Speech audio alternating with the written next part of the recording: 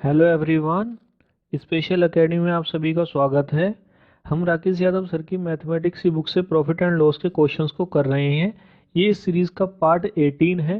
Part 17 तक हम 320 तक के क्वेश्चंस को कवर कर चुके हैं। अगर आपने पार्ट 17 तक की वीडियोस को नहीं देखा है तो उनको देख लीजिए, उनका लिंक आपको नीचे डिस्क्रिप्शन बॉक्स में मिल जाएगा। आज पार्ट 18 में हम 321 से लेकर के 343 तक के क्वेश्चंस को कवर करेंगे। प्रॉफिट एंड लॉस के इस चैप्टर में कुल 343 क्वेश्चन ही हैं, तो आज ही चैप्टर हमारा यहाँ पर समाप्त हो जाएगा। इस वीडियो की पीडीएफ का लिंक आपको हमारे टेलीग्राम चैनल पर मिल जाएगा और टेलीग्राम का लिंक आपको नीचे डिस्क्रिप्शन बॉक्स में मिल जाएगा। तो अगर आप पीडीएफ डाउनलोड करना चाहते हैं तो उसको आप हमारे टेलीग्राम चैनल से डाउनलोड कर सकते हैं। तो चलिए स्टार्ट करते हैं आज के अपने क्वेश्चंस। Question number 321। किसी वस्तु को 425 रुपये पर बेचने पर लाभ वही है जो उसे 355 रुपये पर बेचने पर हानि है, तो उस वस्तु का क्रय मूल्य क्या है। तो देखिए काफ़ी सिंपल सा क्वेश्चन है। यहाँ पर हमसे कहा गया है कि 425 रुपये में बेचने पर किसी वस्तु को लाभ हो रहा है। तो देखिए अगर लाभ हो रहा है इसका मतलब उस वस्तु का जो लागत मूल्य या सीपी है वो 425 रुपये से कम है। तो हम क्या करते हैं, यहाँ पर सीपी लिख लेते हैं और सीपी के राइट साइड में लिख लेते हैं 425 रुपये। आगे हमसे कहा गया है कि वही वस्तु अगर हम 355 रुपये में बेचें तो हमें हानि होती है। हानि हो रही है इसका मतलब सीपी हमारा ज़्यादा है। तो हम क्या करते हैं, सीपी के लेफ्ट साइड में लिख लेते हैं 355 रुपये। अब देखिए हमारा सीपी 355 से तो ज़्यादा है लेकिन 425 से कम है। और हमसे क्वेश्चन में कहा गया है कि 425 रुपये में वस्तु को बेचने पर जितने रुपए का लाभ हो रहा है 355 रुपये में वस्तु को बेचने पर उतने ही रुपए की हानि हो रही है। तो हम यहाँ पर ये मानते हैं कि 425 रुपये में बेचने पर वस्तु को 1 रेशियो का लाभ हो रहा है। तो देखिए अगर यहाँ पर हमारा लाभ 1 रेशियो का है तो यहाँ पर हमारी हानि भी हो जाएगी 1 रेशियो की। अब देखिए 355 और 425 के बीच में अगर हम रुपए का अंतर देखें तो 425 में से अगर हम 355 को घटाएंगे तो यहाँ पर रुपए का अंतर आ रहा है 70 रुपए का। लेकिन यहाँ पर रेशियो का अंतर आ रहा है 2 रेशियो का। 1 रेशियो और 1 रेशियो दोनों ऐड हो जाएंगे तो यहाँ पर हमारे 2 रेशियो बराबर हो जाएंगे 70 रुपए के। तो यहाँ से हमारे 1 रेशियो की वैल्यू निकल करके आ जाएगी 35 रुपए। अब देखिए हमें ज्ञात करना है सीपी या क्रय मूल्य। तो देखिए सीपी निकालने के यहाँ पर दो तरीके हैं। या तो आप हानि से सीपी निकाल सकते हैं या आप लाभ से सीपी निकाल सकते हैं। देखिए अगर यहाँ पर हम लाभ से सीपी निकालें तो देखिए यहाँ पर 425 रुपये में बेचने पर हमें 1 रेशियो का लाभ हो रहा है। तो यहाँ पर हम क्या करेंगे, 425 रुपये में से 35 रुपये को घटा देंगे तो यहाँ से हमारा सीपी निकल करके आ जाएगा 390 रुपये। या अगर हम यहाँ पर हानि से निकालना चाहें तो यहाँ पर हमको हानि भी 1 रेशियो की हो रही है तो यहाँ पर हमको 355 रुपये में 35 रुपये ऐड करने पड़ेंगे। तो 355 में जब हम 35 जोड़ेंगे तो यहाँ से भी हमारा लागत मूल्य या क्रय मूल्य निकल करके आ जाएगा 390 रुपये। तो यहाँ पर सही है हमारा option number D. Question number 322। ए और बी को संयुक्त रूप से 1650 रुपये का लाभ हुआ। उन्होंने निश्चित किया कि वे इसका इस प्रकार हिस्सा करेंगे कि ए के लाभ का 1/3 भाग बी के लाभ के 2/5 भाग के बराबर हो। बी का लाभ बताइए। तो देखिए यहाँ पर हमसे तीसरी लाइन में कहा गया है कि ए के लाभ का 1/3 भाग बी के लाभ के 2/5 भाग के बराबर हो। तो यहाँ से हम क्या करते हैं, इस लाइन को मैथ के रूप में लिख लेते हैं। हमसे कहा गया है कि ए के लाभ का 1/3 भाग, यहाँ पर हम ए का जो लाभ है उसको हम ए रुपये ही मानते हैं। तो ए के लाभ का 1/3 भाग हो जाएगा ए गुणा 1/3। और ये हमको बराबर दे रखा है बी के लाभ के 2/5 भाग के। तो यहाँ पर हम बी के लाभ को मान लेते हैं 20 रुपये। तो ये बराबर हो जाएगा बी गुणा 2/5। यहाँ से अगर हम ए और बी का रेशियो निकालेंगे तो वो आ जाएगा हमारा 6/5। इसका मतलब ये हुआ कि ए को अगर 6 रुपये का लाभ हो रहा है तो यहाँ पर बी को लाभ हो जाएगा 5 रुपये का। दोनों को मिला करके देखें तो दोनों को मिला करके यहाँ पर लाभ हो जाएगा 11 रुपये का। लेकिन हमसे क्वेश्चन में कह रखा है कि उनको दोनों को लाभ हो रहा है 1650 रुपये का। तो हम क्या करेंगे, यहाँ पर 11 की कंपेयर कर देंगे 1650 से। तो 1650 11 का 150 गुना है। हमसे पूछा है बी का लाभ। बी का लाभ आ रहा है यहाँ पर 5 रुपये। तो हम क्या करेंगे, 5 की गुणा कर देंगे 150 से। तो यहाँ से हमारे बी का लाभ निकल करके आ जाएगा 750 रुपये। तो यहाँ पर सही है हमारा option number B. Question number 323। किसी वस्तु के विक्रय मूल्य का 4% उसके क्रय मूल्य के 5% के बराबर है। पुनः विक्रय मूल्य का 20% उसके क्रय मूल्य के 22% से 120 रुपये अधिक है। क्रय मूल्य और विक्रय मूल्य का अनुपात बताइए। तो देखिए इस क्वेश्चन में यहाँ पर हमको क्रय मूल्य और विक्रय मूल्य का अनुपात बताना है और इस क्वेश्चन में हमको दो स्टेटमेंट दिए हुए हैं। पहले स्टेटमेंट में हमसे कह रखा है कि विक्रय मूल्य का 4% उसके क्रय मूल्य के 5% के बराबर है और दूसरे स्टेटमेंट में हमसे कह रखा है कि विक्रय मूल्य का 20% उसके क्रय मूल्य के 22% से 120 रुपये अधिक है। तो देखिए अगर हम यहाँ पर अपने पहले स्टेटमेंट को ले, उसको अगर हम मैथ के रूप में लिखें तो वो लिखा जाएगा विक्रय मूल्य का 4%, यानी कि SP गुणा 4/100 और वो हमको बराबर दे रखा है क्रय मूल्य के 5% के, तो वो बराबर हो जाएगा CP गुणा 5/100। तो यहाँ से अगर हम CP और SP का रेशियो निकालेंगे तो वो रेशियो हमारा 4:5 निकल करके आ जाएगा। अब देखिए यहाँ पर हमें दूसरे वाले स्टेटमेंट की ज़रूरत नहीं पड़ी है। हमारे क्वेश्चन का जो पहला स्टेटमेंट है उसी स्टेटमेंट से हमारे क्वेश्चन का आंसर आ चुका है, तो हम आगे दूसरे स्टेटमेंट पर नहीं जाएंगे। इस क्वेश्चन का हमारा सही आंसर हो जाएगा option number C, 4:5। Question number 324, अंडे के दामों में 25% की गिरावट होने पर 162 रुपये में पहले की अपेक्षा 2 दर्जन अंडे अधिक खरीदे जा सकते हैं। बताइए मूल रूप से प्रति दर्जन अंडों की क्या कीमत थी। देखिए इस तरह के हमने काफ़ी सारे क्वेश्चंस पहले भी सॉल्व किए हैं, तो जैसे हमने पहले क्वेश्चन सॉल्व किए हैं इस क्वेश्चन को भी हम वैसे ही सॉल्व करेंगे। यहाँ पर देखिए हमको एक परसेंटेज दी हुई है 25%। 25% को हम भिन्न के रूप में लिख लेते हैं, तो 25% को भिन्न के रूप में लिखा जाता है 1/4। अब देखिए हमसे कहा गया है कि अंडों के दामों में 25% की गिरावट होने पर, तो हम यहाँ पर लिख लेते हैं मूल्य। तो अगर हमारा पहला मूल्य 4 रुपये था, तो अगर 4 रुपये में हम 25% की गिरावट करेंगे तो 4 का 25% 1 रुपये आएगा, तो वह मूल्य हमारा घट करके रह जाएगा 3 रुपये। यानी कि अगर पहला मूल्य हमारा 4 रुपये है तो वह 25% की गिरावट के बाद रह जाएगा 3 रुपये। अब देखिए जो मूल्य होता है उसके उल्टे हो जाएंगे हमारे अंडे। अब देखिए अगर पहले 3 दर्जन अंडे हम खरीद सकते थे तो अब हम खरीद सकते हैं 4 दर्जन अंडे। इसको यहाँ पर आप इस तरीके से समझ सकते हैं कि मान लीजिए आपके पास 12 रुपये हैं और पहले जो आपको अंडे मिल रहे थे वो मिल रहे थे 4 रुपये प्रति दर्जन के हिसाब से। तो 4 रुपये प्रति दर्जन के हिसाब से आपको 12 रुपये में 3 दर्जन अंडे मिलेंगे। अब मान लीजिए मूल्य घट करके हो गया है 3 रुपये प्रति दर्जन, तो देखिए रुपये आपके पास 12 ही हैं, लेकिन अब आप 12 रुपये में 4 दर्जन अंडे लेकर के आएंगे, तो जो मूल्य आपका 4 रुपये से 3 रुपये हुआ, तो आप प्रति दर्जन 3 से 4 दर्जन अंडे लेकर आने लगे। अब देखिए यहाँ पर हम पहले खरीद सकते थे 3 दर्जन अंडे और अब खरीद सकते हैं हम 4 दर्जन अंडे, यानी कि हम 1 दर्जन अंडे अधिक खरीद सकते हैं। हम यहाँ पर खरीद सकते हैं 1 दर्जन अधिक अंडे, लेकिन हमसे क्वेश्चन में कह रखा है कि वह 2 दर्जन अधिक अंडे खरीद सकता है। तो हम क्या करेंगे, यहाँ पर 1 की कंपेरिजन कर देंगे 2 से, तो 2 1 का 2 गुना है। हमसे पूछा है कि मूल रूप से प्रति दर्जन अंडों की कीमत क्या थी। अब देखिए जो अंडों की मूल कीमत थी वो थी 4 रुपये। अगर 4 रुपये अंडों की मूल कीमत थी तो उस समय हम अंडे खरीद सकते थे 3 दर्जन, तो ये जो 3 दर्जन है हम इसका भी 2 गुना कर देंगे, तो यहाँ पर हमारे मूल रूप से अंडे आ जाएंगे 6 दर्जन। अब हमसे पूछिए प्रति दर्जन अंडों की कीमत। अब देखिए हमारे पास रुपए हैं 162, हम यहाँ पर निकाल देंगे कीमत। तो देखिए कीमत हो जाएगी जितने रुपए हैं हमारे पास, रुपए डिवाइड में आ जाएंगे अंडे, तो यहाँ पर हमारे एक पास 162 रुपए हैं और डिवाइड में आ जाएंगे 6 दर्जन अंडे, तो यहाँ से प्रति दर्जन कीमत अंडों की आ जाएगी 27 रुपये। तो यहाँ पर सही है हमारा option number C. Question number 325, पिछले वर्ष श्री ए ने 2 चित्रकारी खरीदी। इस वर्ष उन्होंने उनमें से प्रत्येक चित्रकारी को 20,000 रुपये प्रति चित्रकारी के हिसाब से बेचा। उनमें से एक पर उन्हें 25% लाभ और दूसरी पर 25% हानि हुई। श्री ए का कुल लाभ या हानि बताइए। देखिए इस क्वेश्चन को यहाँ पर थोड़ा ध्यान से समझिएगा। इस क्वेश्चन में हमारे पास एक परसेंटेज 2 बार यूज हुई है। परसेंटेज है हमारे पास 25%, तो हम क्या करते हैं 25% को पहले भिन्न के रूप में लिख लेते हैं। 25% को भिन्न के रूप में लिखा जाता है 1/4। अब इसके आगे हम क्या करते हैं, एक स्ट्रक्चर बना लेते हैं। यहाँ पर हम CP को लिख लेते हैं, प्रॉफिट या लॉस को लिख लेते हैं और SP को लिख लेते हैं। इसके अलावा हम पहली चित्रकारी के लिए फर्स्ट यूज़ करेंगे और दूसरी वाली चित्रकारी के लिए सेकंड यूज़ करेंगे।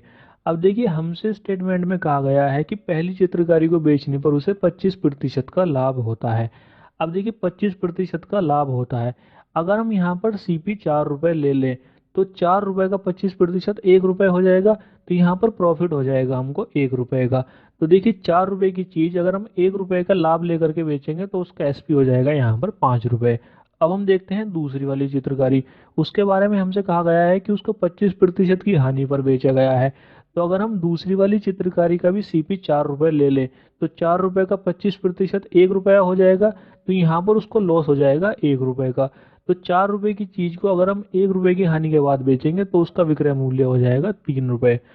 अब देखिए हमसे क्वेश्चन में कहा गया है कि मिस्टर ए ने प्रत्येक चित्रकारी 20,000 रुपए में बेची। 20,000 रुपए में बेची, इसका मतलब दोनों चित्रकारी का जो विक्रय मूल्य है वो बराबर है। लेकिन यहाँ पर हम देखें तो हमारी पहली वाली चित्रकारी का विक्रय मूल्य आ रहा है 5 रुपए और दूसरी वाली चित्रकारी का विक्रय मूल्य आ रहा है 3 रुपए। तो यहाँ पर हमारे विक्रय मूल्य अलग अलग हो रहे हैं। तो हम क्या करते हैं, इन दोनों को बराबर कर लेते हैं। तो यहाँ पर हम पहली वाली को गुणा कर लेते हैं 3 से और दूसरी वाली को गुणा कर लेते हैं 5 से। तो यहाँ से हमारी पहली वाली चित्रकारी का सीपी हो जाएगा 12 रुपए, प्रॉफिट हो जाएगा 3 रुपए और विक्रय मूल्य हो जाएगा 15 रुपए। इसी प्रकार से दूसरी वाली चित्रकारी का सीपी हो जाएगा 20 रुपए, यहाँ पर हमको हानि हो जाएगी 5 रुपए की और विक्रय मूल्य हो जाएगा 15 रुपए। अब देखिए यहाँ पर हमारी दोनों चित्रकारी का विक्रय मूल्य बराबर हो चुका है। यहाँ पर हमारी दोनों चित्रकारी का जो विक्रय मूल्य आ रहा है वो आ रहा है 15-15 रुपए। लेकिन क्वेश्चन के अनुसार उसने बेचे हैं उनको 20,000 रुपए में। तो यहाँ से हम क्या करते हैं, 15 की कंपैरिजन कर देते हैं 20,000 से। तो यहाँ पर हम 15 रेशियो को बराबर रख देते हैं 20,000 के। यहाँ से अगर हम निकालें तो यहाँ से एक रेशियो की वैल्यू निकल करके आ जाएगी 1,333.3 रुपए। हमसे पूछा है श्री ए का कुल लाभ या हानि बताइए। अब देखिए उसको पहली वाली चित्रकारी बेचने पर तो लाभ हो रहा है 3 रुपए का, लेकिन दूसरी वाली चित्रकारी बेचने पर उसको हानि हो रही है 5 रुपए की। यानी कि उसको दोनों चित्रकारी बेचने पर 2 रुपए की हानि ही होगी। तो यहाँ से हम क्या करते हैं, दो रेशियो की वैल्यू निकाल देते हैं। तो यहाँ पर देखिए एक रेशियो की वैल्यू आई है हमारे पास 1,333.3, तो दो की वैल्यू हो जाएगी हमारे पास 2,666.6 रुपए। अब देखिए जो अगर हम अपने ऑप्शन को देखें तो यहाँ पर हमारे पास पहला ऑप्शन है उन्हें 2,000 से अधिक की हानि होगी। तो यहाँ पर हानि हो रही है 2,666.6 की। तो हमारा यहाँ पर पहला वाला ऑप्शन ही सही हो जाएगा। तो यहाँ पर सही है हमारा option number A. Question number 326। कोई दुकानदार 10% लाभ पर चावल बेचता है और वास्तविक तौल से 30% कम का बट्टा इस्तेमाल करता है, उसका लाभ प्रतिशत बताइए। देखिए इस क्वेश्चन को यहाँ पर हम दो तरीके से सॉल्व करेंगे। तो यहाँ पर देख लेते हैं हम इस क्वेश्चन को सॉल्व करने का अपना पहला तरीका। यहाँ पर देखिए हमसे कहा गया है कि कोई दुकानदार 10% लाभ पर चावल बेचता है। अब देखिए ये जो लाभ ले रहा है वो ले रहा है रुपए में, लेकिन आगे हमसे कहा गया है कि वह वास्तविक तौल से 30% कम का बट्टा इस्तेमाल करता है। अब देखिए ये जो 30% है वो वह कमा रहा है वजन के हिसाब से, वह 30% कम वजन दे रहा है जिस हिसाब से वह कमा रहा है। तो हम क्या करते हैं, पहले इस 30% को रुपए के लाभ के रूप में बदल लेते हैं। हम देखिए ये मानते हैं कि उसके पास 100 किलो कोई चीज थी। अगर 100 किलो कोई चीज थी और उसको 100 किलो बेचनी थी तो वह 30% कम बेचेगा, तो वह 100 की जगह 70 की बेचेगा। तो देखिए यहाँ पर वह 30 किलो का लाभ कमाएगा। अब देखिए यहाँ पर अगर हम इसको रुपए में कन्वर्ट कर लें, हम ये मान लें कि 1 किलो चीज 1 रुपए की है, तो 100 किलो चीज 100 रुपए की हो गई और उसको 100 किलो बेचनी थी, लेकिन उसने बेची है यहाँ पर 70 किलो, यानी कि 70 रुपए की बेची है। उसने यहाँ पर 30 किलो या 30 रुपए का लाभ कमाया है। तो यहाँ से हम निकाल देंगे लाभ का प्रतिशत। तो 30 रुपए का लाभ आया है, डिवाइड में आ जाती है जितनी चीज उसने बेची है। उसने चीज बेची है 70 रुपए की, तो डिवाइड में आ जाएगा 70, गुणा कर देंगे 100 से। तो यहाँ से उसके लाभ का प्रतिशत आ जाएगा 300/60%। अब देखिए मैंने आपको एक फॉर्मूला बताया है a+b+ab डिवाइड बाई 100। तो यहाँ पर हम क्या करते हैं, इस फॉर्मूले का यूज करके जो हमारे पास दो अलग अलग परसेंटेज दी हुई हैं इन दोनों को मिला करके एक परसेंटेज बना लेते हैं। तो देखिए यहाँ पर हमारी एक परसेंटेज निकल करके आई है 300/60%, और दूसरी परसेंटेज हमको दे रखी है 10%। तो हम ए की जगह रख देते हैं 300/7 और बी की जगह रख देते हैं 10। तो हमारी इक्वेशन हो जाएगी 300/7 प्लस 10 प्लस 300/7 गुणा 10/100। यहाँ से कैलकुलेट करेंगे तो ये आ जाएगा हमारा 400/60%। इसको जब भिन्न के रूप में लिखेंगे तो वो लिखा जाएगा हमारा 57 सही 1/60%। देखिए ये तो है इस क्वेश्चन को सॉल्व करने का एक तरीका, लेकिन आपने देखा होगा कि इस तरीके में आपको कैलकुलेशन काफ़ी ज़्यादा करनी पड़ी है। तो हम देखते हैं इस क्वेश्चन को सॉल्व करने का दूसरा तरीका। यहाँ पर देखिए हमसे कहा गया है कि कोई दुकानदार 10% लाभ पर चावल बेचता है। तो देखिए अगर हम यहाँ पर ये मान लें कि उस दुकानदार के पास 100 रुपए के चावल थे, तो वह 10% का लाभ लेकर उनको 110 रुपए में बेचेगा, तो यहाँ पर उसका एसपी हो जाएगा 110 रुपए। लेकिन आगे हमसे कहा गया है कि वह वास्तविक तौल से 30% कम का बट्टा इस्तेमाल करता है। इसका मतलब ये हुआ कि उसके पास जो है 100 रुपए के चावल थे, जब वह उनको बेचता है तो पूरे 100 रुपए के ना बेच करके उसमें से 30% कम बेचता है। तो 100 का जब हम 30% निकालेंगे तो वो आ जाता है हमारा 30 रुपए। तो 100 में से जब हम 30 रुपए घटाएंगे तो वो आ जाएंगे हमारे पास 70 रुपए। यानी कि वह 100 रुपए की जगह 70 रुपए के चावल ही ग्राहक को देता है। अब देखिए यहाँ पर अगर हम उसका लाभ देखें, तो वह जो चावल बेच रहा है वो बेच रहा है 70 रुपए के बराबर, लेकिन रुपए ले रहा है ग्राहक से 110। तो यहाँ पर अब हम निकाल देंगे उसके लाभ का प्रतिशत। तो लाभ प्रतिशत बराबर होता है लाभ रुपए में। तो यहाँ पर देखिए 70 रुपए की चीज वह 110 रुपए में बेच रहा है, तो यहाँ पर उसको लाभ हो रहा है 40 रुपए में। डिवाइड में आ जाता है हमारा सीपी।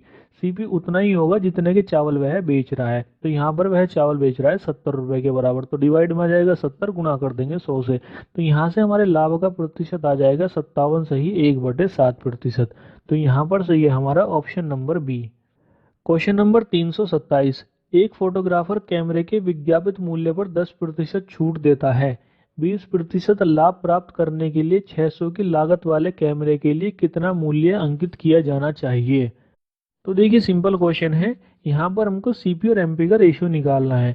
सीपी और एमपी का रेशियो मैंने आपको बता रखा है। सीपी और एमपी का रेशियो होता है 100 minus discount ratio 100 plus profit. यहाँ पर हमसे कहा गया है कि वह 10% की छूट देता है। तो 100 में से जब हम 10 घटाएंगे तो हमारा सीपी आ जाएगा 90 रुपये। और हमसे कहा गया है कि 20% लाभ प्राप्त करने के लिए, तो देखिए यहाँ पर प्रॉफिट हो जाएगा 20। तो 100 में जब 20 जोड़ेंगे तो यहाँ पर हमारा मार्क प्राइस आ जाएगा 120 रुपये। यहाँ पर जब हम 3 से डिवाइड करेंगे तो हमारा सीपी आ जाएगा 30 रुपये और एमपी आ जाएगा हमारे पास 40 रुपये। हमसे क्वेश्चन में कहा गया है कि 600 रुपये के लागत वाले कैमरे के लिए, यानी कि हमारा जो लागत मूल्य है वो 600 रुपये है, लेकिन हमारा जो सीपी या लागत मूल्य आ रहा है वो आ रहा है 30 रुपये। तो हम क्या करते हैं 600 की कंपेरिजन कर देते हैं 30 से। तो 630 का 20 गुना है। हमसे पूछा है अंकित मूल्य। अंकित मूल्य हमारा आ रहा है 40, हम 40 का भी कर देंगे 20 गुना। तो यहाँ से हमारा अंकित मूल्य निकल करके आ जाएगा 800 रुपये। तो यहाँ पर सही है हमारा option number B. Question number 328। एक डिनर सेट का मूल्य 1500 रुपये अंकित किया जाता है। ग्राहक इसके लिए 1173 रुपये अदा करता है। यदि ग्राहक को अनुक्रम में दो छूटें दी जाती हैं और छूट की प्रथम दर 15% हो, तो छूट की दूसरी दर कितनी थी? तो देखिए ये भी सिंपल क्वेश्चन है। यहाँ पर हमको पहली छूट की दर दी हुई है 15%। तो हम क्या करते हैं पहली छूट के बाद डिनर सेट का विक्रय मूल्य निकाल लेते हैं। यहाँ पर हमको डिनर सेट का मूल्य दिया हुआ है 1500 रुपये। तो 1500 का हम क्या करते हैं सीधा 85% निकाल देते हैं। 15% हटा देंगे तो वह रह जाएगा 85%। तो 1500 का जब हम 85% निकालेंगे तो उसका विक्रय मूल्य आ जाएगा 1275 रुपये। लेकिन यहाँ पर ग्राहक उस डिनर सेट को खरीद रहा है 1173 रुपये का। तो यहाँ पर अब हम ये देखते हैं कि उसको यहाँ पर दूसरी छूट कितने रुपए की मिल रही है। तो देखिए पहली छूट के बाद जो उसका विक्रय मूल्य आया है वो आया है 1275 रुपये का, और ग्राहक उसको खरीद रहा है 1173 का। तो हम क्या करते हैं 1275 में से 1173 को घटा देते हैं। तो यहाँ पर उसकी दूसरी छूट निकल करके आ जाती है 102 रुपये की। अब हम निकाल देते हैं दूसरी छूट का प्रतिशत। तो देखिए यहाँ पर दूसरी छूट आ रही है 102 रुपये की, तो ऊपर आ जाएगा 102, डिवाइड में आएगा 1275 रुपये। क्योंकि देखिए पहली छूट के बाद जो विक्रय मूल्य है वो 1275 हो चुका है। जो हमको दूसरी छूट मिल रही है वो 1275 के ऊपर मिल रही है, ना कि 1500 रुपये के ऊपर। तो यहाँ पर जो डिवाइड में आएगा वो आएगा 1275 और इसकी गुणा कर देंगे हम 100 से। तो यहाँ से हमारी दूसरी छूट निकल करके आ जाएगी 8% की। तो यहाँ पर सही है हमारा option number D. Question number 329। एक बेईमान व्यापारी गलत बातों का प्रयोग करके अपनी वस्तुओं को क्रय और विक्रय करते समय दोनों बार X% तक बेईमानी करता है। उसकी लागत पर प्राप्त लाभ प्रतिशत क्या होगा? तो देखिए बहुत ही सिंपल क्वेश्चन है। यहाँ पर मैंने आपको एक फॉर्मूला बताया हुआ है A+B+AB डिवाइड बाई 100। तो यहाँ पर हम इस फॉर्मूले का यूज करेंगे। यहाँ पर देखिए हमसे कहा गया है कि एक बेईमान दुकानदार किसी वस्तु को खरीदते समय X% की बेईमानी करता है। तो यहाँ पर हमारे A की जगह आ जाएगा X, और हमसे आगे कहा गया है कि वह बेचते समय भी X% की बेईमानी करता है। तो यहाँ पर B की जगह भी X आ जाएगा। अब देखिए यहाँ पर हमारी इक्वेशन आ जाएगी x प्लस एक्स गुणा एक्स बटे 100।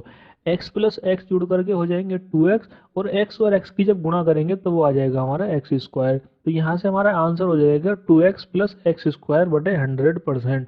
तो यहाँ पर सही है हमारा option number C. Question number 330।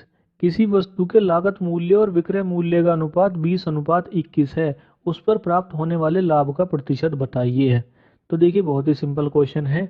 वस्तु का लागत मूल्य या सीपी है 20 रुपये, और उसका विक्रय मूल्य या एसपी है 21 रुपये। यानी कि 20 रुपये की चीज हम 21 रुपये में बेच रहे हैं। तो यहाँ पर हमको लाभ हो रहा है 1 रुपये का, तो यहाँ से लाभ का प्रतिशत बराबर हो जाएगा 1 बटे वहाँ आएगा सीपी। सीपी हमारा 20 रुपये, गुणा कर देंगे 100 से। तो यहाँ से हमारे लाभ का प्रतिशत आ जाएगा 5%। तो यहाँ पर सही है हमारा option number B. Question number 331। लागत मूल्य और विक्रय मूल्य का अनुपात 25:26 है, मुनाफे का प्रतिशत होगा। तो देखिए ये भी सेम क्वेश्चन है। यहाँ पर हमको लागत मूल्य या सीपी दिया हुआ है 25 रुपये, और विक्रय मूल्य है हमारा 26 रुपये। यानी कि 25 रुपये की चीज को हम 26 रुपये में बेच रहे हैं। तो यहाँ पर भी हमको 1 रुपये का लाभ हो रहा है। तो यहाँ से लाभ का प्रतिशत बराबर हो जाएगा 1 बटे में सीपी आएगा। सीपी है हमारा 25 रुपये, गुणा कर देंगे 100 से। तो यहाँ से हमारे लाभ का प्रतिशत आ जाएगा 4%। तो यहाँ पर सही है हमारा option number D. Question number 332। एक दुकानदार 150 रुपये प्रति किलोग्राम की दर से एक वस्तु खरीदता है। उसमें से 15% वस्तु नष्ट हो गई। 20% लाभ प्राप्त करने के लिए उसे शेष वस्तु किस कीमत प्रति किलोग्राम पर बेचनी चाहिए। तो देखिए यहाँ पर हमसे पहली लाइन में कहा गया है कि एक दुकानदार 150 रुपये प्रति किलोग्राम की दर से एक वस्तु खरीदता है। यानी कि यहाँ पर इस वस्तु का जो क्रय मूल्य है वो है 150 रुपये।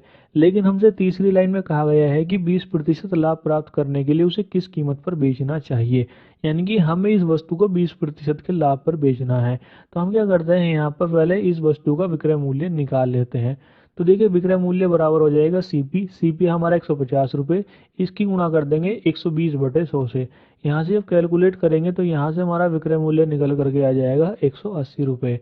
अब देखिए ये तो हमारे पास आ चुका है विक्रय मूल्य, लेकिन हमारे पास क्या हुआ, जो वस्तु थी उसका 15% वस्तु खराब हो चुकी है। तो हमारे पास जो वस्तु बच गई वो रह चुकी है हमारे पास 85%। इसको आप ऐसे समझिए कि हमारे पास पहले 1 किलोग्राम वस्तु थी। 1 किलोग्राम को हम लिखेंगे यहाँ पर 1000 ग्राम। तो यहाँ पर हमारे पास 1000 ग्राम कोई वस्तु थी। अब देखिए हमारे पास 15% खराब हो चुकी है। तो हम क्या करेंगे, यहाँ पर 1000 का 15% निकालेंगे। तो 1000 का 15% आ जाएगा 150 ग्राम। तो 1000 में से जब हम 150 ग्राम को घटाएंगे तो वह रह जाएगा हमारे पास 850 ग्राम। तो यहाँ पर हम देखें तो 1000 ग्राम की वस्तु घट करके 850 ग्राम रह चुकी है। यानी कि वह अब 85% रह चुकी है। तो अब हम यहाँ पर क्या करेंगे, वस्तु के 85% को 180 रुपये के बराबर रख देंगे। तो वस्तु का 85% बराबर हो जाएगा 180 रुपये के। यहाँ से अगर हम वस्तु का 1% निकालें तो वस्तु का 1% बराबर हो जाएगा 180/85 के। अब हम निकालेंगे यहाँ से वस्तु का 100%। क्योंकि देखिए हमें जो वस्तु चाहिए वो फिर से 1 किलोग्राम ही चाहिए, क्योंकि हमसे क्वेश्चन में कहा है कि प्रति किलोग्राम वस्तु का विक्रय मूल्य क्या है। तो हमें वस्तु चाहिए पूरी 100%। तो हम क्या करेंगे, यहाँ पर 100 से कर देंगे दोनों साइड गुणा। तो वस्तु का 100% बराबर हो जाएगा 180/85 गुणा 100।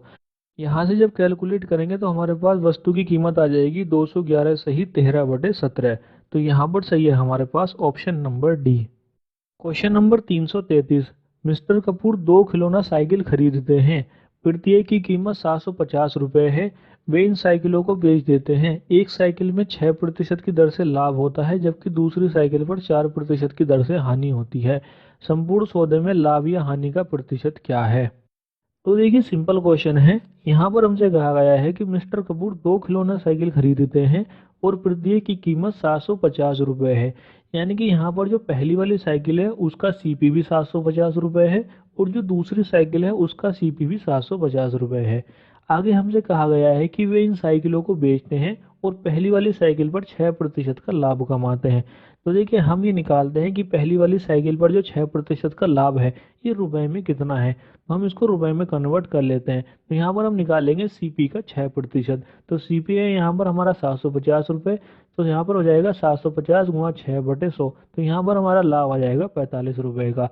आगे हमसे कहा गया है कि दूसरी साइकिल को वह 4% की हानि पर बेच देते हैं। तो ये जो 4% की हानि है इसको भी हम रुपए में लिख लेते हैं। तो यहाँ पर हम निकालेंगे सीपी का 4%। तो दूसरी वाली साइकिल का सीपी भी 750 है, तो ये हानि हो जाएगी हमारी 750 गुणा 4/100। तो यहाँ से हमारी हानि आ जाएगी 30 रुपये। यहाँ पर हम देखें तो पहली वाली साइकिल को बेचने पर हमको 45 रुपये का लाभ हुआ है और दूसरी वाली साइकिल को बेचने पर हमें 30 रुपये की हानि हुई है। यानी कि कुल मिलाकर के देखें तो हमें 15 रुपये का लाभ हुआ है। तो हम निकाल देंगे यहाँ से लाभ का प्रतिशत। तो लाभ प्रतिशत बराबर होता है लाभ रुपए में। तो यहाँ पर 15 रुपये का लाभ हो रहा है, डिवाइड में आता है सीपी। तो देखिए प्रत्येक साइकिल की कीमत 750 है, यानी कि पहली वाली की भी 750 और दूसरी वाली की भी 750, यानी कि दोनों साइकिलों की कीमत मिला करके है 1500 रुपये। तो डिवाइड में आएगा 1500, गुणा कर देंगे 100 से।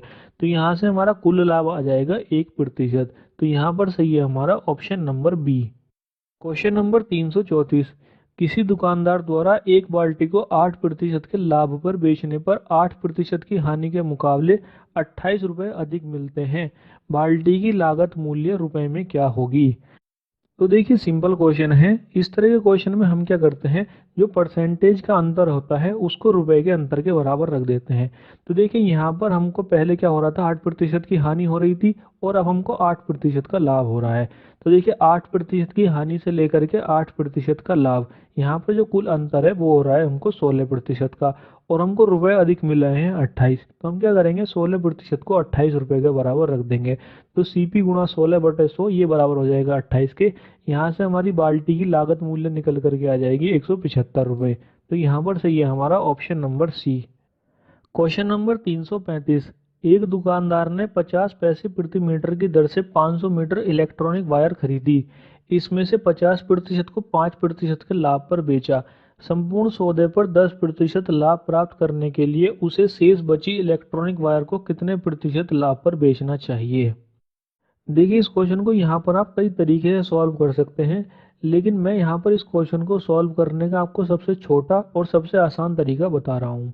देखिए यहाँ पर हमसे दूसरी लाइन में कहा गया है कि उसने 500 मीटर इलेक्ट्रॉनिक वायर खरीदी है, और हमसे चौथी लाइन में कहा गया है कि संपूर्ण सौदे पर उसे 10% का लाभ प्राप्त करना है। तो हम यहाँ पर क्या करेंगे, 500 की गुणा कर देंगे 10% से। तो 500 की गुणा जब हम 10% से करेंगे तो ये आ जाएगा हमारे पास 5000%। यानी कि हमें कुल यहाँ पर 5000% का लाभ चाहिए। लेकिन हमसे तीसरी लाइन में कहा गया है कि इसमें से 50% को, यानी कि 500 मीटर जो उसने खरीदी थी इसमें से 50% को, तो 500 का जब हम 50% निकालेंगे तो वो आ जाएगा हमारे पास 250। उसको उसने 5% लाभ पर बेच दिया है। तो 250 की जब हम 5 से गुणा करेंगे तो वो आ जाएगा हमारे पास 1250%। अब देखिए यहाँ तक हमारी आधी वायर बिक चुकी है और हमको कुल मिलाकर 1250% का लाभ मिल चुका है। अब हम क्या करते हैं, 5000 में से 1250 को घटा देते हैं, तो ये आ जाता है हमारा 3750। यानी कि अभी हमको 3750% का लाभ चाहिए। अब इतना लाभ चाहिए, लेकिन हमारे पास कितनी वायर बची हुई है? तो देखिए 250 हम पहले ही बेच चुके हैं, कुल वायर है हमारे पास 500। तो हम क्या करेंगे, 500 में से 250 को घटा देंगे, यानी कि हमारे पास 250 मीटर की वायर अभी बची हुई है। तो यहाँ पर आ जाएगा 550। परसेंटेज हमको नहीं पता है तो उसको हम ले लेंगे p%, और ये बराबर हो जाएगी 3750 के। तो यहाँ से जब हम परसेंटेज निकालेंगे तो यहाँ से p की वैल्यू निकल करके आ जाएगी 15%। यानी कि जो शेष वायर है उसको हमें 15% लाभ पर बेचना होगा। तो यहाँ पर सही है हमारा option number C. Question number 336। किसी पुस्तक विक्रेता ने अंकित कीमत पर 10% की छूट दी। उसे प्रकाशक से 30% कमीशन मिलता है। उसका लाभ प्रतिशत क्या होगा? तो देखिए सिंपल क्वेश्चन है।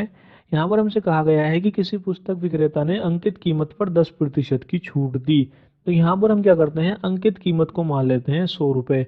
अगर अंकित कीमत 100 रुपये है तो 100 का 10% होता है 10 रुपये। तो वह जो 100 रुपये की किताब है वो वह बेची है उसने 90 रुपये में। अब देखिए 100 रुपये की किताब तो उसने 90 रुपये की बेच दी, लेकिन आगे हमसे कहा गया है कि जो पुस्तक विक्रेता है उसे प्रकाशक से 30% का कमीशन मिलता है। यहाँ पर देखिए कमीशन का ये मतलब है कि ये जो 100 रुपये की किताब है इसको वह 30% कम में खरीद करके लेके आता है। तो हम क्या करते हैं, 100 रुपये का 30% निकाल लेते हैं। तो 100 रुपये का 30% 30 रुपये के बराबर होता है। यानी कि यहाँ पर जो वह पुस्तक विक्रेता है वह 100 रुपये की किताब को 70 रुपये में खरीद करके लेकर आता है। अब देखिए यहाँ पर हमारे पास क्या वैल्यूज निकल करके आ रही हैं।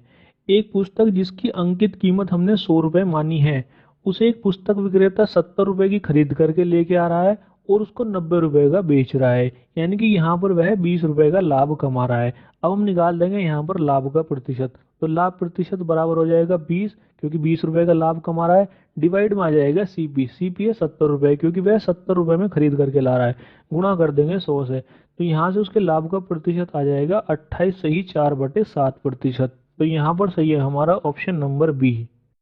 क्वेश्चन नंबर 337, कोई विक्रेता कोई वस्तु अंकित कीमत से 5% कटौती पर बेचता है। यदि अंकित कीमत क्रय मूल्य से 12% अधिक हो और वह वस्तु 532 रुपये में बेची गई हो, तो उस वस्तु का क्रय मूल्य रुपए में क्या होगा। तो देखिए, इस तरह के क्वेश्चन को सॉल्व करने के लिए हम क्या करते हैं, जो भी वैल्यू हमको प्रतिशत में दी हुई है हम उसको पहले भिन्न के रूप में लिख लेते हैं। यहाँ पर हमको दो वैल्यू प्रतिशत में दी हुई है, 5% और 12%।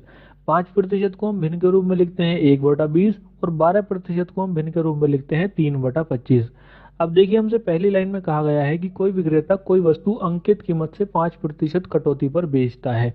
तो यहाँ पर अगर हम अंकित मूल्य 20 रुपये मान लें, यानी कि एमपी हमारा 20 रुपये है, तो 20 का हम 5% निकालेंगे तो वो आ जाएगा हमारा 1 रुपये, यानी कि 20 रुपये जिस वस्तु का अंकित मूल्य है वह वस्तु बेची जा रही है 19 रुपये में, तो यहाँ पर उसका एसपी हो जाएगा 19 रुपये। आगे हमसे कहा गया है कि यदि अंकित कीमत क्रय मूल्य से 12% अधिक हो। अब देखिए, यहाँ पर तुलना की जा रही है क्रय मूल्य से, तो हम क्या करते हैं, यहाँ पर क्रय मूल्य या सीपी मान लेते हैं 25 रुपये। अगर हमारा क्रय मूल्य 25 रुपये है तो 25 का जब हम 12% निकालेंगे तो वो आ जाएगा हमारा 3 रुपये, यानी कि 25 रुपये की जो वस्तु है उस पर 28 रुपये अंकित किए जा रहे हैं। अब देखिए, पहली वाली इक्वेशन में हमारे पास एमपी या अंकित मूल्य आ रहा है 20 रुपये और दूसरी वाली इक्वेशन में हमारे पास अंकित मूल्य आ रहा है 28 रुपये। यहाँ पर दोनों अंकित मूल्य अलग अलग आ रहे हैं, तो हम क्या करते हैं, दोनों को बराबर कर लेते हैं। तो यहाँ पर हम पहली वाली इक्वेशन में गुणा कर लेते हैं 28 से और दूसरी वाली इक्वेशन में गुणा कर लेते हैं 20 से। तो यहाँ से हमारा सीपी आ जाएगा 500 रुपये, एसपी आ जाएगा 532 रुपये और एमपी आ जाएगा हमारा 560 रुपये। अब देखिए, यहाँ पर हमारा जो सेलिंग प्राइस है, विक्रय मूल्य है, वो आ रहा है 532 रुपये और क्वेश्चन में भी हमसे कह रखा है कि वह 532 रुपये में बेची जा रही है। तो यहाँ पर हमारे दोनों सेलिंग प्राइस सेम हो रहे हैं, इसका मतलब जो हमारी वस्तु है उसका क्रय मूल्य 500 रुपये ही है। तो यहाँ पर सही हो जाएगा हमारा ऑप्शन नंबर ए 500 रुपये। क्वेश्चन नंबर 338, कोई दुकानदार किसी वस्तु की कीमत 40% बढ़ा देता है और फिर उसे अंकित कीमत पर 25% की छूट देकर बेचता है। यदि उस वस्तु का विक्रय मूल्य 2100 रुपये हो, तो बताइए दुकानदार के लिए उस वस्तु का क्रय मूल्य क्या था। तो देखिए, सिंपल क्वेश्चन है, जैसा हमसे क्वेश्चन में कह रखा है हम वैसे वैसे उसको लिख लेते हैं। यहाँ पर हमसे कहा गया है कि कोई दुकानदार किसी वस्तु की कीमत 40% बढ़ा देता है। तो यहाँ पर देखिए, कीमत बढ़ानी है तो हम क्या करते हैं, पहले कीमत मान लेते हैं। तो हम यह मान लेते हैं कि उस वस्तु की कीमत 100 रुपये थी, तो 100 रुपये का जब हम 40% निकालेंगे तो वो आ जाएगा हमारा 40 रुपये, यानी कि 100 रुपये की वस्तु पर वह दुकानदार 140 रुपये अंकित कर देता है। आगे हमसे कहा गया है कि वह अंकित कीमत पर 25% की छूट दे देता है। तो देखिए, यहाँ पर अंकित कीमत है 140 रुपये, 140 का जब हम 25% निकालेंगे तो वो आ जाता है हमारा 35 रुपये। तो 35 रुपये जब हम घटाएंगे 140 में से तो हमारा विक्रय मूल्य आ जाएगा 105 रुपये। अब देखिए, यहाँ पर हमारा विक्रय मूल्य आ रहा है 105 रुपये, लेकिन हमसे क्वेश्चन में कह रखा है कि उस वस्तु का विक्रय मूल्य है 2100 रुपये। तो हम क्या करेंगे, 2100 की कंपेयर कर देंगे 105 से। तो 2100 105 का 20 गुना है। हमसे पूछा है वस्तु का क्रय मूल्य, तो क्रय मूल्य जो हमने 100 रुपये माना था हम उसका ही 20 गुना कर देंगे। तो यहाँ पर हमारा वस्तु का क्रय मूल्य आ जाएगा 2000 रुपये। तो यहाँ पर सही है हमारा option number D. Question number 339, यदि हानि 20% हो तो विक्रय मूल्य को किस भिन्न से गुणा किया जाए कि क्रय मूल्य प्राप्त हो सके। तो देखिए, ये भी सिंपल क्वेश्चन है। सबसे पहले हम क्या करते हैं, जो हमको परसेंटेज दी हुई है इसको पहले भिन्न के रूप में लिख लेते हैं। तो यहाँ पर हमको परसेंटेज दी हुई है 20%, 20% को हम भिन्न के रूप में लिखते हैं 1/5। हमसे कहा गया है कि यदि हानि 20% हो। अब देखिए, लाभ या हानि होती है सीपी पर, तो हम क्या करते हैं, यहाँ पर सीपी मान लेते हैं। तो हम ये मान लेते हैं कि यहाँ पर हमारा सीपी है 5 रुपये। तो 5 रुपये पर जब हम 20% की हानि निकालेंगे तो 5 का 20% आ जाएगा 1 रुपये। तो यहाँ पर हमारा विक्रय मूल्य हो जाएगा 4 रुपये। हमारा यहाँ पर सीपी 5 रुपये, 1 रुपये की हानि लेकर के हमने उस वस्तु को 4 रुपये की बेच दिया है। आगे हमसे कहा गया है कि विक्रय मूल्य को किस भिन्न से गुणा किया जाए कि क्रय मूल्य प्राप्त हो सके। अब देखिए यहाँ पर ध्यान से समझिएगा, हमें यहाँ पर विक्रय मूल्य को गुणा करनी है। तो हम क्या करते हैं, पहले विक्रय मूल्य को लिख लेते हैं। विक्रय मूल्य है हमारा 4 रुपये। हमें यहाँ पर 4 रुपये को गुणा करके 5 रुपये बनाना है। तो हम क्या करते हैं, यहाँ पर पहले 4 को भाग करते हैं 4 रुपये से। तो 4 को जब हम 4 से भाग करेंगे तो यहाँ पर हमें 1 रुपये मिलेगा, लेकिन यहाँ पर हमारा सीपी है 5 रुपये। तो हम क्या करते हैं, यहाँ पर गुणा कर देते हैं 5 से। तो यहाँ पर अगर हम 4 को 5/4 से गुणा करेंगे तो हमको 5 रुपये मिल जाएंगे, क्योंकि यहाँ पर 4 से 4 कट जाएगा, 5 रह जाएगा। यानी कि हमें एसपी को 5/4 से गुणा करनी होगी।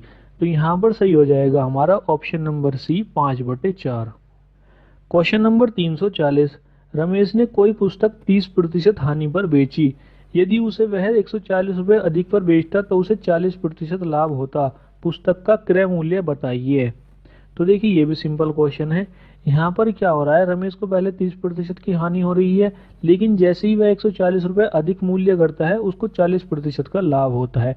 तो यहाँ पर अगर हम प्रतिशत का अंतर देखें तो 30% हानि से लेकर के 40% लाभ, यानी कि कुल 70% का अंतर आ रहा है, और रुपए में अंतर आ रहा है 140 रुपये का।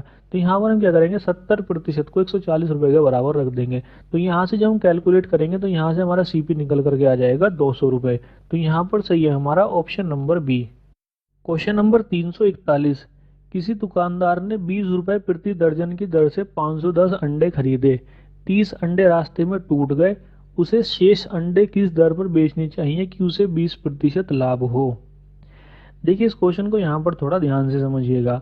यहाँ पर हमसे पहली लाइन में कहा गया है कि किसी दुकानदार ने 20 रुपये प्रति दर्जन की दर से 510 अंडे खरीदे। यहाँ पर देखिए जो हमको दर दी हुई है वो दी हुई है हमको 20 रुपये प्रति दर्जन, और जो हमको अंडे दिए हुए हैं ये हमको दिए हुए हैं 510। तो ये अंडे हमको दर्जन में दिए हुए नहीं है। तो जब भी हम क्वेश्चन सॉल्व करेंगे तो पहले 510 को 12 से भाग करके इसको दर्जन में बदल लेंगे। अगर हम इस क्वेश्चन की आखिरी लाइन पढ़ें तो हमसे आखिरी लाइन में कहा गया है कि उसे 20% लाभ हो, यानी कि दुकानदार को यहाँ पर 20% लाभ भी कमाना है। तो हम क्या करते हैं, पहले यहाँ पर दुकानदार का विक्रय मूल्य निकाल लेते हैं। तो देखिए विक्रय मूल्य बराबर हो जाएगा, 510 अंडे हैं, इनको 12 से भाग कर लेंगे क्योंकि हमें दर्जन में बनाने हैं। तो हो जाएंगे 510/12। इसकी गुणा कर लेंगे 20 से, क्योंकि एक दर्जन अंडे का जो मूल्य है वो 20 रुपये है। तो यहाँ पर हम इसकी गुणा कर लेंगे 20 से। तो देखिए इतना तो है हमारा सीपी, 510/12 गुणा 20। इतने रुपए तो दुकानदार ने लगाए हैं, लेकिन आगे उसको 20% का लाभ कमाना है। तो यहाँ पर हम इसकी गुणा कर देंगे 120/100 से। तो यहाँ से अंडों का जो विक्रय मूल्य आएगा वो आ जाएगा हमारे पास 1020 रुपये। अब देखिए आगे हमसे कहा गया है कि 30 अंडे रास्ते में टूट गए। अब ये जो 30 अंडे टूट गए इनको हमें हटाना है। हमारे पास अंडे थे 510, तो अब हम निकाल लेंगे अपने शेष अंडे। तो शेष अंडे हमारे पास हो जाएंगे 510 - 30, यानी कि 480 अंडे। अब देखिए ये जो 480 हैं हमें इनको भी दर्जन में बदलना है। तो हम 480 को भाग कर लेंगे 12 से, तो हमारे पास शेष अंडे आ जाएंगे 40 दर्जन। अब हम निकाल लेंगे अपना विक्रय मूल्य। हमारे पास विक्रय मूल्य है 1020 रुपये, और अंडे बेचने हैं हमको 40 दर्जन। तो 1020 को भाग कर लेंगे 40 से। तो यहाँ से हमारा मूल्य निकल करके आ जाएगा 25.5 रुपये प्रति दर्जन। तो यहाँ पर सही है हमारा option number B. Question number 342, A B को 12% हानि पर एक घड़ी बेचता है। बी वह घड़ी सी को 12 से ही 1/2% लाभ पर बेच देता है। यदि ए बी को उस कीमत पर घड़ी बेचता जिस कीमत पर घड़ी सी ने खरीदी थी, तो ए को हुए लाभ या हानि का प्रतिशत बताइए। तो देखिए सिंपल क्वेश्चन है। यहाँ पर हमको इस क्वेश्चन में जो परसेंटेज दी हुई है हम पहले उसको भिन्न के रूप में लिख लेते हैं। यहाँ पर हमको परसेंटेज दी हुई है 12%, और 12 से ही 1/2%। तो 12% को भिन्न के रूप में लिखा जाता है 3/25, और 12 से ही 1/2% को भिन्न के रूप में लिखा जाता है 1/8। अब देखिए हमसे पहली लाइन में कहा गया है कि ए बी को 12% हानि पर घड़ी बेचता है। 12% हानि पर बेचता है, यानी कि ए के लिए अगर उस घड़ी की कीमत 25 रुपये है तो वह बी को बेचता है उसको 22 रुपये में। आगे हमसे कहा गया है कि बी वह घड़ी सी को 12 से ही 1/2% लाभ पर बेच देता है। 12 से ही 1/2% को हमने भिन्न के रूप में लिखा है 1/8। तो बी के लिए अगर उस घड़ी की कीमत 8 रुपये है तो वह सी को बेच देगा उसको 9 रुपये की। 8 का 12 से 1/2% 1 रुपये हो जाएगा, तो वह 8 रुपये की घड़ी को 9 रुपये की बेच देगा। अब देखिए यहाँ पर अगर हम देखें तो बी के लिए जो कीमत है वो अलग अलग हो रही है। पहली वाली इक्वेशन में 22 रुपये और दूसरी वाली इक्वेशन में 8 रुपये। तो हम क्या करते हैं, इसको बराबर कर लेते हैं। तो यहाँ पर हम पहली वाली इक्वेशन में गुणा कर लेते हैं 4 से और दूसरी वाली इक्वेशन में गुणा कर लेते हैं 11 से। तो यहाँ से हमारी ए की कीमत आ जाएगी 100 रुपये, बी की कीमत आ जाएगी 88 रुपये और सी की कीमत आ जाएगी 99 रुपये। अब देखिए हमसे आगे कहा गया है कि यदि ए बी को उस कीमत पर घड़ी बेचता जिस कीमत पर घड़ी सी ने खरीदी है। तो देखिए यहाँ पर सी ने घड़ी खरीदी है 99 रुपए की, यानी कि ए अगर उस घड़ी को 99 रुपए की बेचता तो उसे लाभ या हानि का प्रतिशत बताना है। अब देखिए ए के लिए घड़ी की कीमत है 100 रुपए और वह अब उसको बेचेगा 99 रुपए का। तो अब भी उसको देखें तो यहाँ पर उसको 1 रुपए की हानि ही है। और देखिए 100 रुपए पर रुपए और प्रतिशत हमेशा बराबर होते हैं, तो यहाँ पर 1 रुपए की हानि 1% के बराबर ही हो जाएगी। तो यहाँ पर सही हो जाएगा हमारा ऑप्शन नंबर ए 1% लॉस। अब हम देखते हैं इस चैप्टर का आखिरी क्वेश्चन, क्वेश्चन नंबर 343। यहाँ पर हमसे कहा गया है कि कोई व्यक्ति टाइप 1 के 3 केक और टाइप 2 के 6 केक 900 रुपये में खरीदता है। वह टाइप 1 के केक को 15% के लाभ पर और टाइप 2 के केक को 10% की हानि पर बेचता है। यदि उसे कुल 30 रुपये का लाभ हुआ हो तो टाइप 1 और टाइप 2 के केक का क्रय मूल्य रुपए में बताइए। देखिए इस क्वेश्चन को यहाँ पर हम मिक्सचर एंड एलिगेशन की हेल्प से सॉल्व करेंगे। यहाँ पर इस क्वेश्चन की आखिरी दूसरी लाइन में हमसे कहा गया है कि उसे 30 रुपये का लाभ हुआ हो। तो हम क्या करते हैं, यहाँ पर पहले जो उसका लाभ है इसको परसेंटेज के रूप में बदल लेते हैं। तो देखिए यहाँ पर लाभ हो रहा है 30 रुपये का, डिवाइड में आ जाएगा सीपी। तो देखिए यहाँ पर उसने कुल 900 रुपये लगाए हैं, तो डिवाइड में आ जाएगा 900, गुणा कर देंगे 100 से। तो यहाँ से उसके लाभ का प्रतिशत आ जाएगा 10/3%। अब हम बना लेते हैं मिक्सचर एंड एलिगेशन का स्ट्रक्चर। यहाँ पर हम टाइप फर्स्ट के लिए फर्स्ट यूज करेंगे और टाइप 2 के लिए सेकंड यूज करेंगे। तो यहाँ पर देखिए हमसे कहा गया है कि वह टाइप 1 के केक को 15% लाभ पर बेचता है। तो यहाँ पर फर्स्ट के नीचे आ जाएगा 15% और आगे हमसे कहा गया है कि टाइप 2 के केक को 10% हानि पर बेचता है। तो यहाँ पर सेकंड के नीचे आ जाएगा माइनस के 10% और दोनों के बीच में आ जाएगा 10/3%, क्योंकि उसको कुल मिलाकर के 10/3% का ही लाभ हो रहा है। अब देखिए यहाँ पर हम देखें तो हमें 10/3%, यहाँ पर हमें कैलकुलेशन में थोड़ी दिक्कत आ जाएगी। तो हम क्या करते हैं, इन तीनों संख्याओं को 3 से गुणा कर लेते हैं।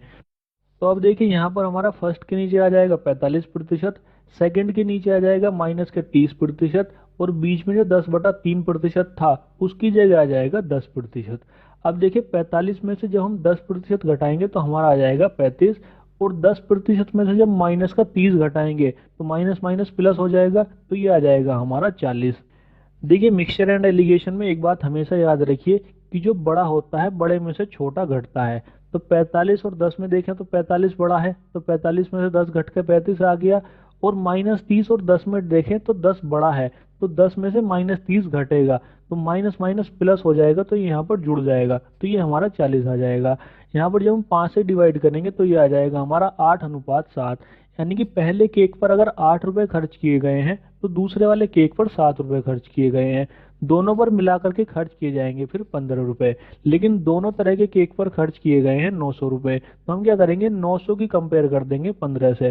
तो 900 15 का 60 गुना है, तो टाइप फर्स्ट का जो केक है उस पर 480 रुपये खर्च हुए हैं और टाइप 2 के केक पर 420 रुपये खर्च हुए हैं। अब यहाँ पर हमसे कहा गया है कि टाइप 1 के तो उसने 3 केक खरीदे हैं और टाइप 2 के 6 केक खरीदे हैं। तो यहाँ पर हम 480 को भाग करेंगे 3 से, तो टाइप 1 के केक का मूल्य आ जाएगा 160 रुपये और 420 को भाग करेंगे 6 से, तो यहाँ पर टाइप 2 के केक का मूल्य आ जाएगा 70 रुपये। तो यहाँ पर सही हो जाएगा हमारा ऑप्शन नंबर बी 160 रुपये और 70 रुपये। तो ये थे हमारे इस चैप्टर के कुल 343 क्वेश्चन। आई होप सभी आपको अच्छे समझ में आ गए होंगे। अगर ये वीडियो आपको अच्छी लगी हो तो लाइक कीजिए, नहीं पसंद आती है तो डिसलाइक कीजिए और डिसलाइक क्योंकि नीचे कमेंट सेक्शन में ज़रूर बता दीजिएगा। इस वीडियो की PDF का लिंक आपको हमारे टेलीग्राम चैनल पर मिल जाएगा और टेलीग्राम का लिंक आपको नीचे डिस्क्रिप्शन बॉक्स में मिल जाएगा। जय हिंद, जय भारत।